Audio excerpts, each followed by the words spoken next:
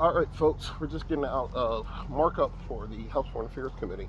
But we have to talk more about the free speech assault that we saw taking place. I've been talking about this for a couple months now, but I think everyone else is just now catching up and understanding just how endangered freedom of speech is right now in America. In reality, Charlie Kirk had nothing to do with what President Trump is doing today. He always planned to do this. He talked about this in his first term. He talked about this when he ran in 2016.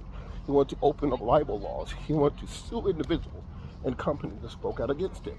And now we are there.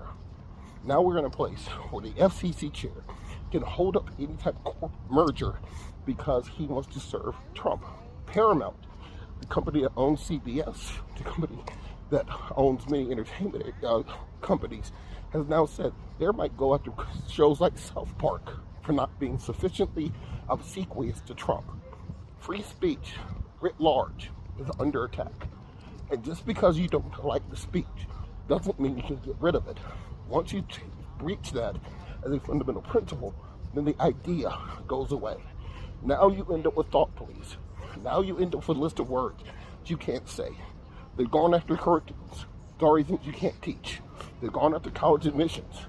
They're now going after immigrants, saying that if you don't bow down to Trump, you can be deported and your visa revoked. We are living in the dark times. We're in that timeline. You know how in every movie where there's time travel, there's the one apocalyptic timeline? That's the one that we're on. And people have to realize that. They need to know how deep this goes and how far it is. And the fact that every constitutional principle that we have is now under assault. And think about it this way.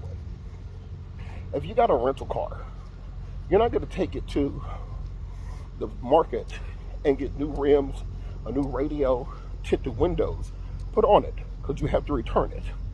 So if you're planning on leaving office in 2028, why would you build a $200 million ballroom, get a $400 million jet, take over Washington, D.C. to decorate it to look how you want it, redecorate the entire White House in your image with gold and paintings everywhere?